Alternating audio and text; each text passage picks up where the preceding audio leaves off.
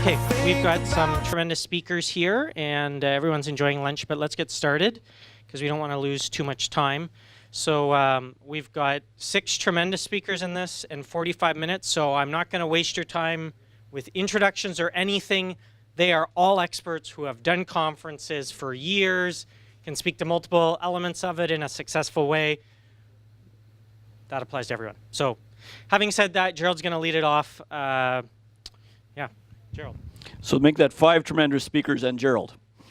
Want to talk a little bit about what can conferences do for an organization.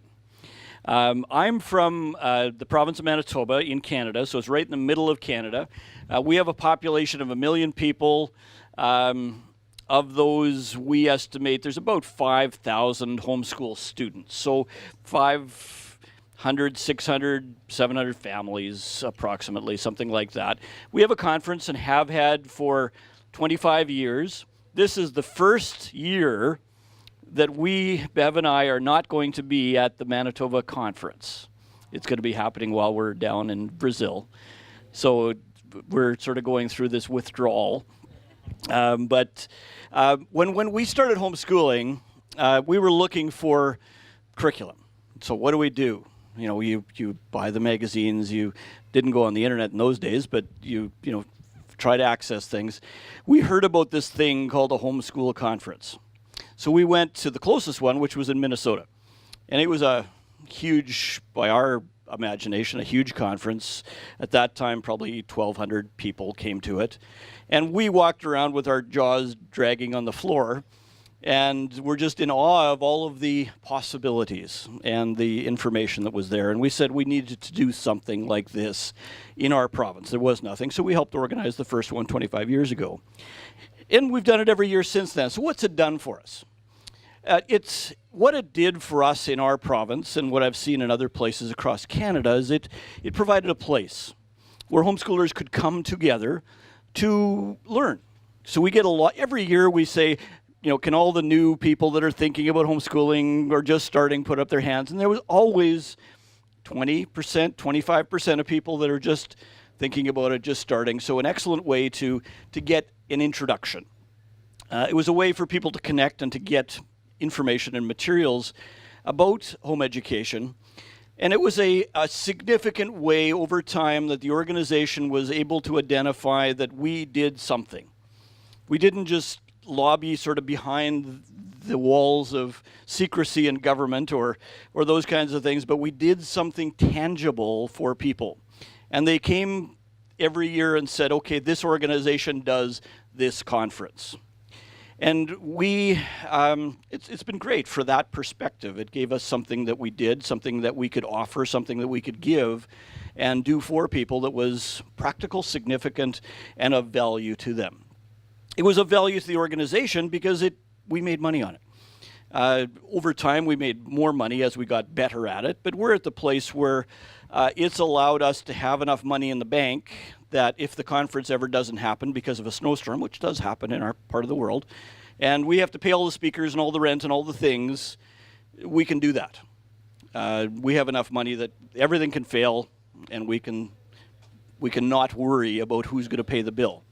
And it allowed us to do things like come to conferences and send our leaders and do things where we could grow and learn, where about 50% of the income of the organization comes from profit. It's not an evil word, actually. Profit comes from that event. And it's a partnership. That profit comes from registrations, and but a smaller amount comes from the people that come and exhibit and pay a fee to have a table, booth, that kind of thing at the event. So it's an income stream, but it's of value to the people. And it allowed us to significantly communicate. In our case, we're a Christian organization, the Manitoba Association of Christian Homeschools. The biggest part of what we do is we provide encouragement and challenges and teaching to the people that come there. And we have people that are of a variety of theological backgrounds and faiths that still come, even though they may not agree completely with us, but they say, we know who you are, we like that, and we're more than willing to come. We're the only conference that happens. But it is a significant challenge to more than just how to teach reading and writing technically, but why?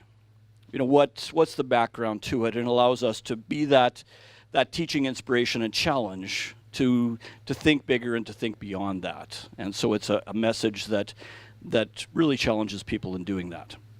That's what it's done for us, in part, as an organization, is to be able to use that event as a platform and as a kicking off point of a lot of other things that we do.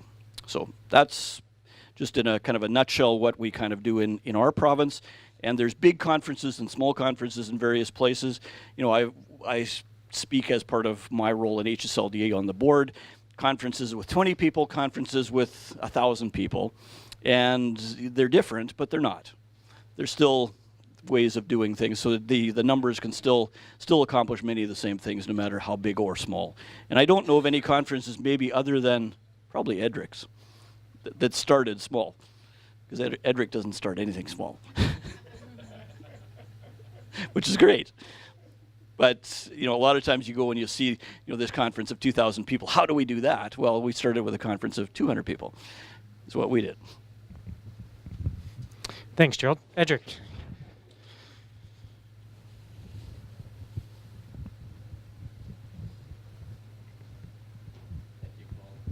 I need to use the mic, right? Yeah. Okay, great. So, good afternoon. Can you say the word tips? TIPS. We have a short window, and as Gerald has mentioned, we don't like to start anything small. Actually, we mount the largest conference in the Philippines for homeschooling. Why? It's the only one. So we did start small. We started with about 500. Now it's about 1,000. We also were able to mount conferences like the largest parenting conference in the Philippines, about 5,000 to 6,000 people, and it's only a day. That's been our approach in the Philippines, very pragmatic. You come in for a day, get everything you need, go. So I want to share tips, TIPS. From what we have learned, we are very young in the homeschooling movement, and really we're learning from a lot of the people we're with. So the tips, the 4 things, TIPS, we want to share from our experience so far. The first is T, and I'm going to use my cheat sheet here. Know your target market. What we have learned over and over and over is you need to know who it is you're trying to invite to the event, so you know exactly how to craft it. What sort of theme, what kind of speakers will you get from overseas, or just keep it local? What venue will you have? Will it be a simultaneous event in different parts of the country, or just one big thing? Will it have a technological component or not? So know your target market. Is it a young family with 1 or 2 kids who are in the preschool age, which is primarily the sweet spot of the Philippines? Or is it those who are in the homeschooling community, those that have gone 5, 10 years and just need some encouragement and maybe some more equipping on tips on how to teach math to my child who's entering the high school levels, for example. So know your target market. And what we have seen is it's not always just one, but know your primary. And then you can have a secondary or a tertiary. In our homeschooling conferences, what has been successful for us so far is our primary is usually not homeschoolers, because that's where the market is. More Filipinos do not know about homeschooling. So we try to get names that will be familiar or that we can market to people in general who are not in the homeschooling movement. The secondary would be the homeschoolers, specific tracks to equip them as they go about their journey. So know your target market, T. I, after you know who it is you're trying to reach, then you now identify the major tasks. There's a lot of tasks involved in conferences and in events, so identify the major ones. Major. So our major tasks would include content, what will be in it, what kind of speakers based on the target market. Will we go international, or will we just choose local speakers? Logistics, so who's going to book the venue, get the chairs, all of these things. And then marketing. Who's going to handle making sure people know this target market we've identified, who's the best person to do that. So marketing, exhibitor coordination, so who's going to contact all these different suppliers who would want to reach this target market in this particular event, in this venue, at this time. And then finance, very important. We're very big on money, making sure that our events are self-sustaining, and I'll get to that. So T, target market. I, identify the major tasks. And then P, once you know who your target is and you know the major tasks that need to get done, what we have learned the hard way is you need to put the right people behind the right task. Some of the events we have are volunteer-based. Some of them are with funding, and so we have full-time staff or we outsource. But it's very important. We've learned that if you want good marketing and you don't have a volunteer who can do it or someone within your team, then outsource. If it means spending a little bit more so you can achieve your goals better, do it. Pass on the cost to the consumer or the person that's attending the event. And if we feel that it does add value, then the consumer generally sees that, pays, comes to the event. So right people behind the right job and outsource if and where needed or possible. Some events, the reality is there's a threshold on the price that people are willing to pay because that's the target market you identified. So even if we realize we can't get the marketing people we have to reach them, don't necessarily fit our budget, or sorry, the marketing people that we want cannot fit our budget, then we're forced to trim down, cut down, but we're able to hit the target price point we need for the target market. So outsource if and where possible. So P, put the right people behind the right job. S, finally, one of the things we have learned is you must always set metrics. How will you know if your conference succeeded? How will you know if you indeed achieved the goals you wanted? If this is your target market, preschoolers, young families who are idealistic and are thinking about options for education, we measure that. We get a profile of the participants who attend our event, and if a majority of them are within our target market, we know we succeeded. We also have financial metrics, very important. We don't like to keep things open-ended like, you know what, we'll figure out who will sponsor and cover for our shortfalls as we end. We have a very specific budget. We want to make sure generally our events are self-sustaining. So the costs of our events are shouldered by the fees paid by the participants. If we have sponsors, it's a bonus. Right? So that's generally how we set up our events and look at our metrics. If we realized that the target price that our market is willing to pay after looking at all the numbers in the event, we realize that it is more, then since our metric is self-sustaining, we cut. We will probably tell speaker A, B, and this has happened, it's been very embarrassing. We tell the speaker, we're so sorry. Although we want you to come over and fly to the Philippines, we can't afford you. So thank you, and we'll just figure out what to do internally. And it helps us achieve the end bottom line, because at the end of the day, we would rather a conference that maybe was substandard but was covered financially than a nice, fantastic event that people loved, which we end up finding ways to pay for through other sources and having to borrow, which really is awful and we haven't had to do. So those are the things we have learned. T-I-P-S. T, tips. Target market. I, identify the major tasks. P, put the right people behind the right job. And S, set metrics. Know what you want to achieve coming into it so you can measure it at the end and say, you know what, we did succeed, or we didn't. What can we do better next time? That was excellent. Thanks, Edric. Okay, next. Do you guys want to go next? This one? Okay. Trying to balance speakers and times in my mind. Thanks, guys.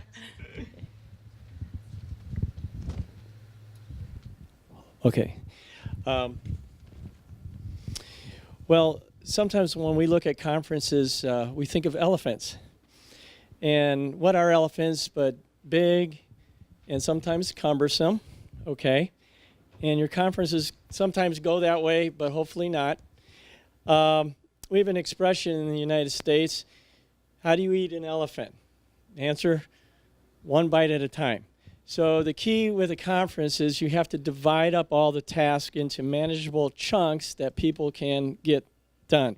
So you don't want to assign too many things to too few people, or everybody will just be overwhelmed. So it's very important on that end.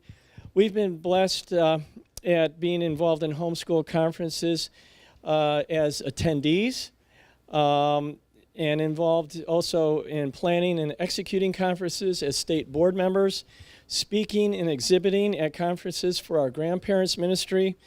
We network with state and national homeschool leaders and other conference producers, as well as speakers, publishers, and exhibitors.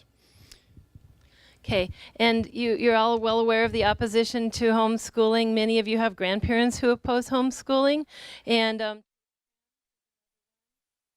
pastors or elders who oppose homeschooling, and educators in your family, your neighborhood, your workplace. And so the answer to all that is get them to a conference, any size, anywhere. Get them to the conference, and that the huge hidden value of conferences that we hardly ever talk about is public relations. That is huge. Now, we're going to talk a little bit about big conferences, and the first thing you need to be aware of, something that I actually gleaned from Ray Sheen a few years ago in one of his presentations, which I call the vortex factor. And that is, it's kind of like a top spinning, and the closer that you get to the conference, the faster that top is spinning, and if you're not careful, it will spin out of control. So you need to plan as much as possible so you don't spin out of control. So you can't really plan enough. So you'll learn each time you do a conference to do more planning.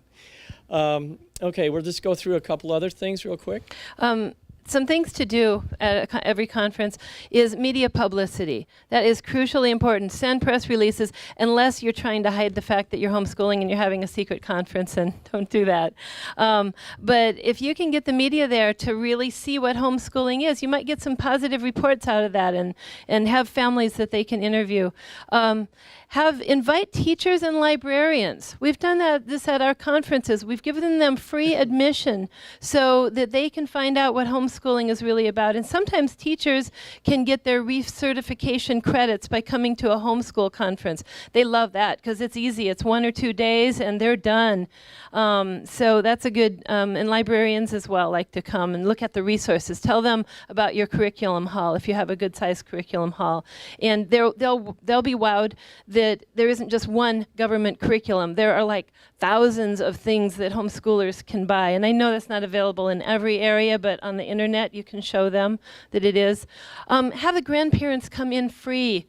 They need to get on board. Don't let them stay home and babysit. They have to come to the conference. Get someone else to babysit the kids if the kids cannot come to the conference. And as busy as things get with a conference, don't let it become your idol. You don't want it to be the tail wagging the dog. Your homeschool organization has other things to do than just a conference. And so you need to temper it so that's not the only thing that you're doing. Otherwise, there's going to be lots of valuable things that you could be doing you just won't have time to get around to. We would recommend that your conference have a theme. It's a unifying element for the conference, and it could be a concept, it could be a Bible verse, it could be a slogan. Along with that, a lot of times when we do a conference, we'll have a t-shirt, and though this isn't a conference t-shirt, it can kind of give you the idea here. And it just talks about being a homeschool dad, and has a Bible verse on there and some other things. This is a fairly simple t-shirt because it's just one color. You could have multiple colors if you want. But you could also solicit, if you can, get somebody who's a professional artist to design the logo for the theme and for your t-shirt. You want it to be as professional as possible. If you have somebody gifted that's a homeschool student or graduate, they could do that for you. You could even open it up as a contest, but be aware that if you open it up as a contest, you may be stuck with whatever you get. So you have to be careful with that. In addition, let's see, teen volunteers, they kind of go hand in hand with the t-shirts. Teens love t-shirts. They'll do anything for a t-shirt. So your teens are like the lifeblood of the conference. They're the worker bees. They can get a lot of work done, a lot of the behind-the-scenes grunt work done that nobody else will do. They will readily do and do it with a smile as long as they get their t-shirt. So I would recommend that. Okay, just real quick on little things that you can do, smaller meetings. You can have info meetings at libraries or coffee shops and invite people from the community. Some of them that are just curious will come, but it has to be a place they're comfortable coming to. Have sample literature and resources there. Share survey data. Brian Ray, I think, is here at this conference. He has incredible survey data, and that really wows people when they see that. Personal testimonies are the best. Have people there that can give testimonies of they've graduated a homeschooler. That's a great testimony. A special needs mom, a student who actually is still being homeschooled. Those are all great testimonies. And then show the end result. If you have a graduation service or a picture of your graduate in a graduation gown or something like that, if they can see the end result, whether it's new homeschoolers, whether it's people that oppose homeschooling, everybody looks at that, and you can't argue with an end result that's positive. And we're going to take it from big conferences down to smaller conferences and meetings. And they have a more defined and targeted audience. And the beauty of the smaller conferences is there's more one-on-one interaction between the speakers and the audience. And sometimes it can be very helpful, particularly to new homeschoolers. And one example of that would be for local leaders would be having a support group leaders retreat. And I know we're really rushed for time, but how many of you have local homeschool groups in your country? Just on a local level? All right. That can be really important because it gets down to the local needs. And it's easy to gloss over and talk on a high level when really there's a lot of issues that need to be decided at the local level. So those can be very helpful. Having a small group leader retreat, if you have local leaders, you could gather them. It'll be a time to encourage them, answer questions. They can deal with specific local issues and regarding homeschooling, and be very beneficial for them, and kind of encourage each other as well. Thank you.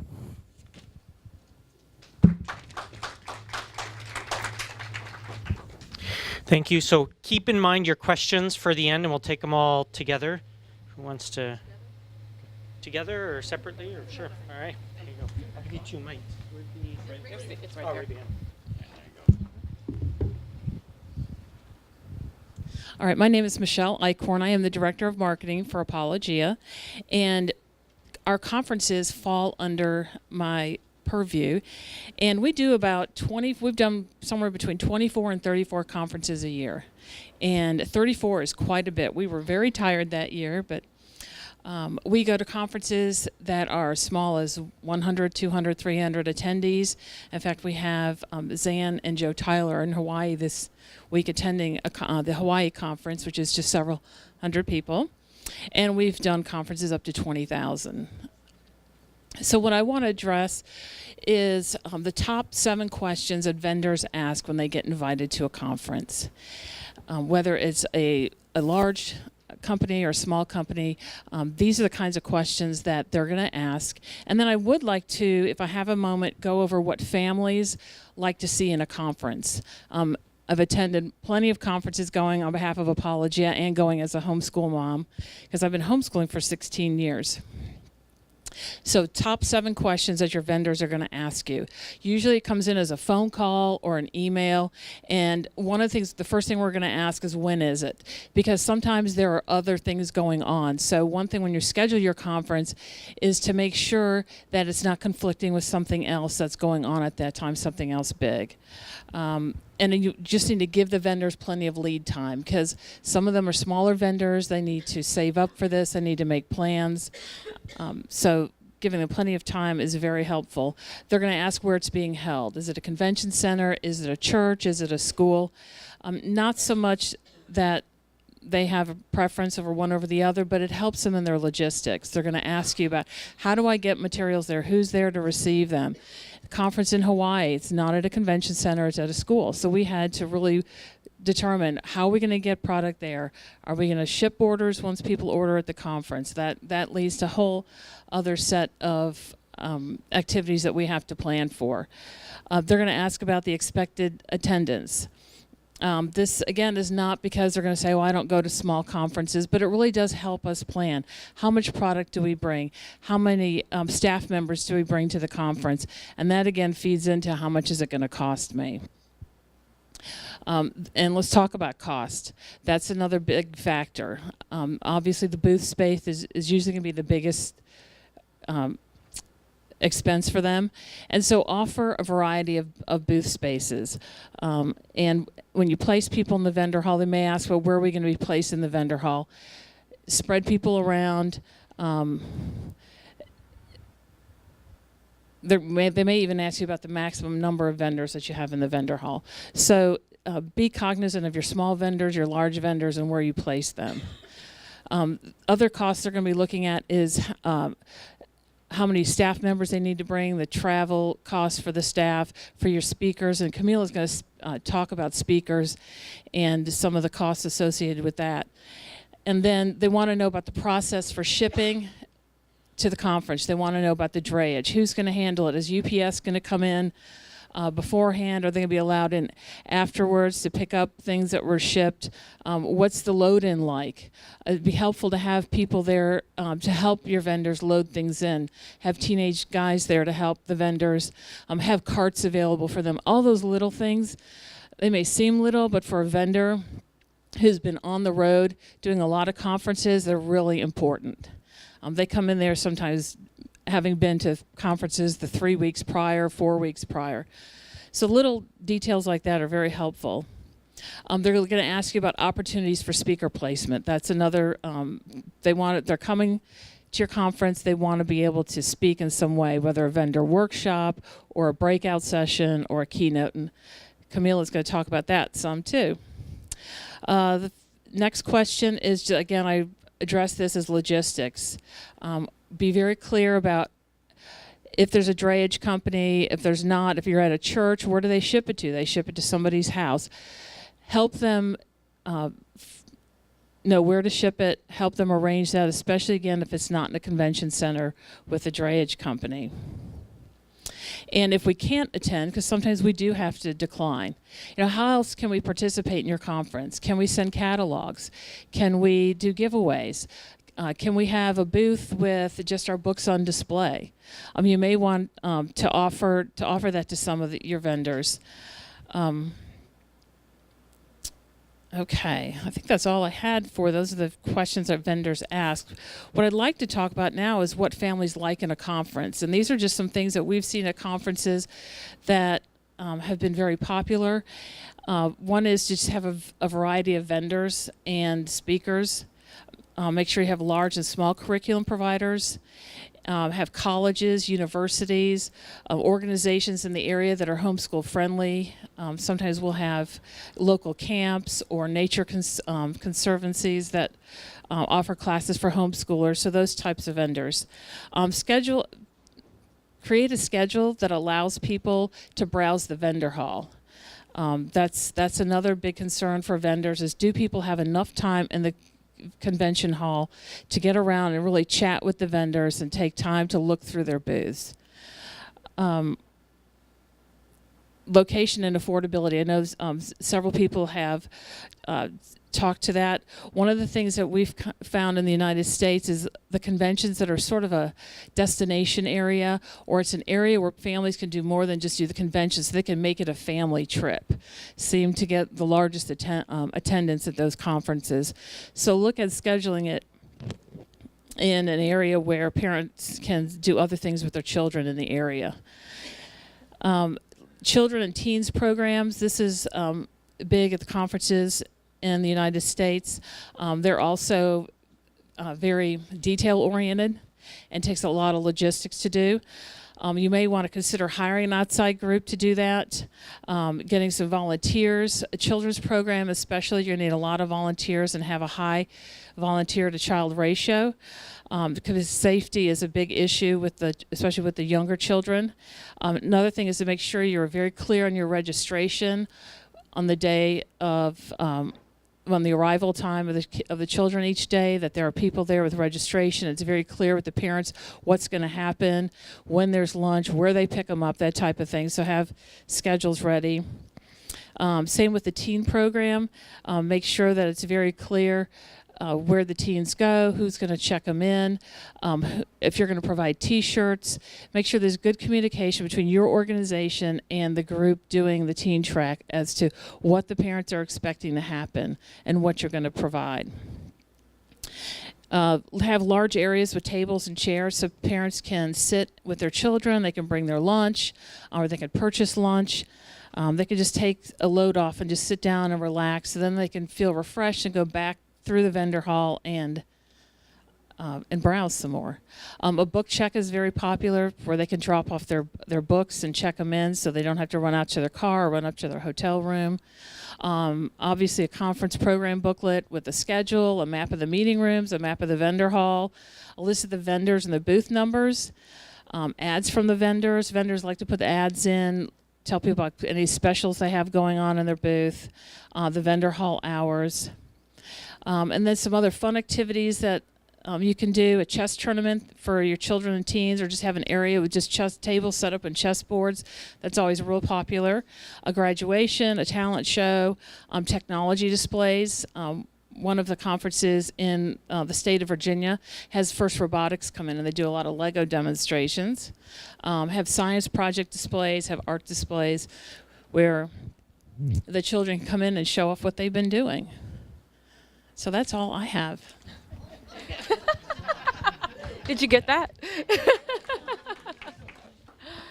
My name is Camilla Peebles. I'm the marketing project manager for Apologia, and I'm also the director of Apologia Mission, which is our nonprofit to serve the global homeschooling community. And I think there's one key thing that we have to remember when we're doing conferences is that you have probably 3 to 4 key customers. 1, you've got your vendors. 2, you have your families that are paying to come to your conference. 3, you have your speakers. And then I would say even 4, the people that you're working with in the facility. So maintaining those relationships is important. And I believe it was Edric who said, put the right person on the job. So anyone that you have serving those different customer groups, you want to make sure you have the right person on the job. A lot of my experience in the past couple of years has been in the booth, on the vendor side, and just seeing some of the great aspects of it and some challenges. So I just want to share with you some tips that I hope that you will find helpful in serving your homeschooling communities. Going back to the workshops or just the vendor space, making sure, as Michelle said, making sure that you have those breaks for shopping, remembering as you're serving your vendor customer, they are there to make a profit if possible. And so everything that you do related to that, you want to have that in mind. And so you want to make sure that you have breaks or specific periods of time throughout the day where the families attending can really focus on shopping. You also want to have, as Michelle mentioned before, you want to have different options for your booths. You want to have small booths available, but you also want to have some premium positions because you want to be able to invite those larger organizations to come, and they're really going to want to have and expect to have that premium placement possibility. As far as speakers, scheduling, I would first start off and say you want to figure out, again, as Edric said, whether you're going to have local or international speakers. I would go ahead and warn you, you want to be prepared to negotiate.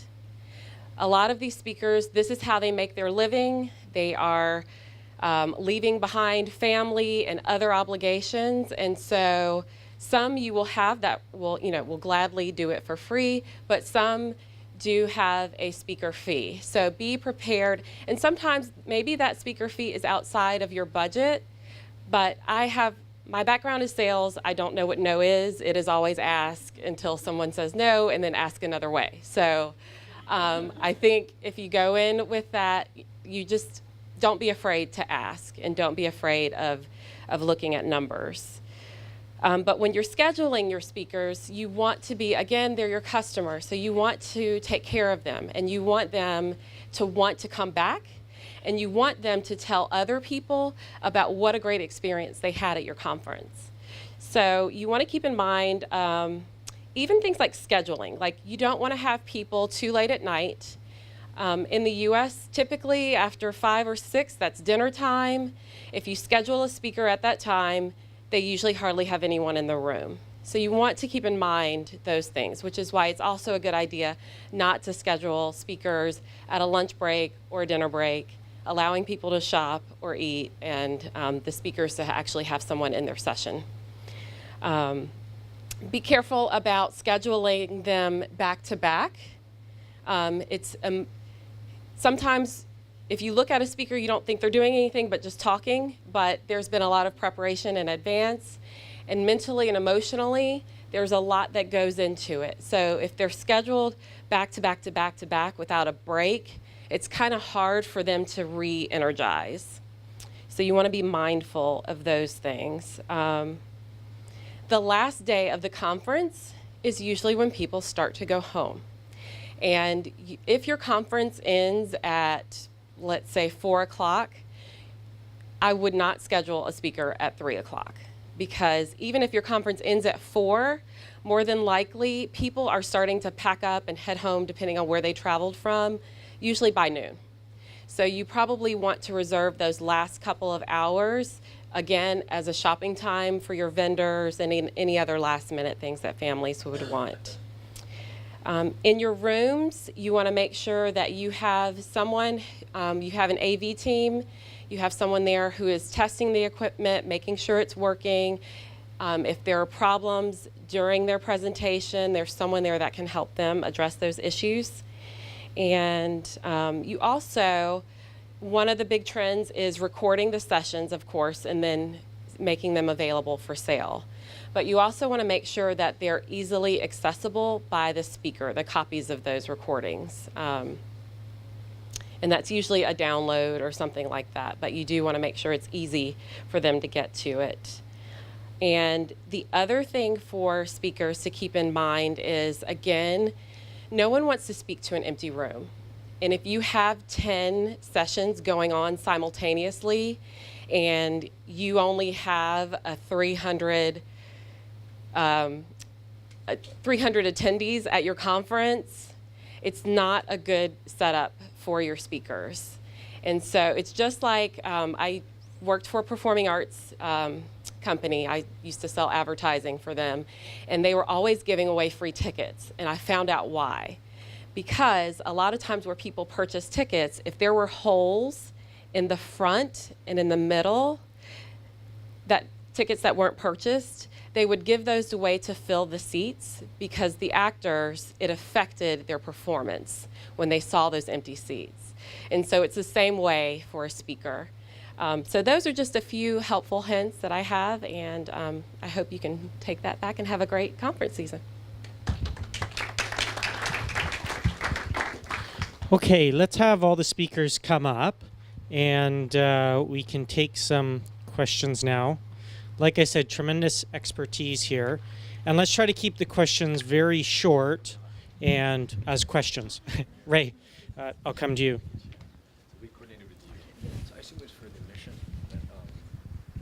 My question is really probably more towards Paul, to you and Gerald. Can we get Michelle's and Camilla's in particular, their lists of about 117 items put into the proceedings so that people who weren't able to take notes would still be able to have those?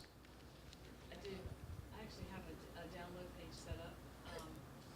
I can give you. I'll put it on there probably tomorrow before we leave. The address is blog.apologia. Start over, because they didn't hear what you were saying. Okay, I'm going to put our notes on we'll PDF it, and I'll put it on a page for download. And that page that I have set up, it'll be set up through the end of the month, is blog.apologia, APOLOGIA.com/GHEC 2016.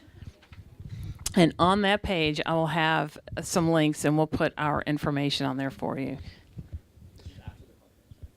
Well, we'll try and get it on there tonight, tomorrow, but it'll be on there through the March 31st. A lot of conferences put a lot of effort into getting that quality of feedback, so get that if you're starting on a conference. All right, other questions? Oh, lots of questions. Okay. I've got about 5 questions, but I forgot most of them. I think the first one, I think Edric, I want Edric's answer, but anybody else can answer. Homeschoolers are independent families that do their own thing. They're not registered on any central database, and it's difficult to figure out where they are. How do you reach them and tell them about the conference? Facebook. Seriously, social media. Like we said earlier. Oh, sorry. So the way we, as I mentioned earlier, target market is key. So Facebook has tiers, for example, of profiles of the type of people you want to reach. So even it will not say, I mean, maybe someday Facebook will say homeschooler, right? But right now it doesn't say that. But it will tell you young moms with children about this profile. So you can do that and then reach them through Facebook. That's how you find them. I mean, generally, it won't necessarily reach the homeschooler, as I mentioned, because it's not that focused. But it will. It casts a broad enough net so that you're pretty confident that they should be part of that. That's one way. Then there are various other marketing touch points that I think Michelle can expound on. Well, one thing that's helpful is your speakers and your vendors can help you reach them, but partner with other organizations. That's a great thing about the homeschool market is that we work with each other. So we've had conferences that we attend to, or we even don't tend to. We'll market them we'll mention them on our Facebook page. So reach out to other organizations and say, hey, find people who are blogging about homeschooling, and they don't necessarily have to live in your area, your country. Some of these bloggers have a very large international reach, and talk with them and see if they'll help mention it on their Facebook page. So there are a lot of different ways. And then once you do start setting up registrations, I do recommend that you start a private Facebook group for your attendees, so you can keep talking to them, keeping them jazzed up, and they can also help you spread the word. It's that grassroots marketing that really helps when it comes to conferences. Just a comment to follow up. What we do is use everything. But Facebook, certainly. We have an ongoing email list. We keep every email that we've ever had of people that might be sort of kind of interested and send it to them. And then we ask them to tell the people that they know. And it's that telling people that they know that I think is actually the most effective. It's people that say, you should come to this conference. And now we do a program brochure and we advertise on the radio and we do them all. But it's reaching out to people. Despite that, the week after the conference is still when we get the call from people that say, I have this and this and this question, and what do I do for curriculum, and what do I do? Well, you should have come to the conference last week. Also, your support group network. If you have a list of support group leaders and they advertise it to all the people in their groups and they spread the word that way. And again, your press releases and get on a radio talk show. How many countries have radio talk shows? Anybody but the U.S.? Oh my goodness. Okay, well, in any kinds of media like that, you can reach people outside the homeschooling market as well. But that support group network can be huge. Just one final thought on that. Nothing beats word of mouth advertising. So, Lord willing, your attendees will have a great experience, and they will tell their friends, and their friends will tell their friends, and so it'll grow that way as well. What do you think, what's the strongest reason for parents to come for such a conference? Is it being just a better parent, or knowledge about great products, great stuff on some kind of educational expo, or listening to some famous person, or anything else? Well, what do you think was the strongest reason? In our conferences, we do it to equip parents. It's about getting parents to have what they need to do what they want to do. And you do that by exposing them to a lot of different things. One of the things that I didn't talk about was one of the biggest challenges we had initially is our conferences were homeschool moms. And we felt strongly that homeschooling needs to be more than just homeschool moms. And how do we influence that? How do we get the dads to come? So in Canada, in Manitoba, we're a very mercenary, we set it up so dads come free. And it would it did. It did. The dads come free. Moms don't get a discount if they come alone. But dads come free, and it was a way to encourage them. Now, we also had sessions for dads, but tried to specifically say, how can we get them to come as a couple and be able to do it together?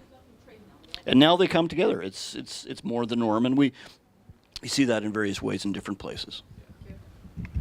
I would also say that a strong keynote speaker, which is one of the things that I forgot to mention earlier, is important and effective. So even if they've never heard of your organization, you could attract a new, especially if you're a homeschool organization, you can attract a new group of people based on the following of that keynote speaker. So I think that's another. I think that's the reason why I started with the target market, because all of the things you said are actually good reasons. You said your question is what will make them want to go, right? Is it a big speaker? Is it the content or the curriculum or specific breakout sessions? That's why it's very important. You need to know who is your primary. In our case, when we identify it, as I mentioned, it's those who don't know homeschooling, young families. So what usually gets them to go is the idea of something different, something that they can now control, because the general sentiment of young families, and I think this is a global sentiment, is this is the education system we know, is there something better? So we now say, hey, there is something better, we like to think, and here it is. So they get curious, we use Facebook, we reach them, and they say, hey, you know what, I want to find out more about this new form. That's what gets them, because that's the target market we're trying to reach. So we also have the secondary, like those who know homeschooling already, and we get a feel from support groups and from other organizations that they have problems with math or with our national language, Filipino. That's a big thing. The irony is in our country, Filipino is a problem for homeschoolers because our main medium of instruction, I think because of the publications that are out there and material, is English. So you have these kids speaking English very well, and then they'll say, you know, how come you can't speak it? So we have tracks on how to also address Filipino and whatnot for the secondary target market. That becomes a draw. Target market will help determine how to draw them in. Well, one thing I'm going to talk about tomorrow in my session on social media is the importance of surveying your audience. If you have an email list or you have, you know, a group already, you know, ask them what they want. I was once at a field trip with my daughter, and there was a group of 20 homeschool moms standing around, and we were talking about the conference that was actually in that city, the big conference in the state we live in, usually attended by, I don't know, 8,000 people. And we asked how many of them had been to that conference, and only 2 of those 20 moms had been to that conference. And you know, some of them said they didn't feel like there was anything there for them, they didn't need it, whatever. But I can guarantee you they did. They needed some encouragement. They needed information on how to homeschool their teenagers in those harder courses, how to homeschool with math struggles. So they just didn't. If the conferences, if you know what the needs are, survey them, find out, so that you can address some of those needs in your conference. One of the most important things, too, I think from a producer perspective, conference producer, is conveying the vision, because that's what we need to do in the United States, as we are with Christian organizations, so we convey the vision of Christ-centered home discipleship. But to have that home discipleship and to convey the vision that education is not just set aside over schools over here and your life's over here, but that all of our life is discipleship. Education is just part of that. And a lot of people come to these conferences not even having a clue. They have the separate boxes for education. And that's something that we can convey through our speakers, through the exhibitors we choose, through the teen program, the children's program. Just everything we do at the conference, we can convey that vision. And that's a lasting vision that will keep people on board, because they're not just doing it for a superfluous reason. They actually have a deeply rooted reason for doing it. Okay, last question.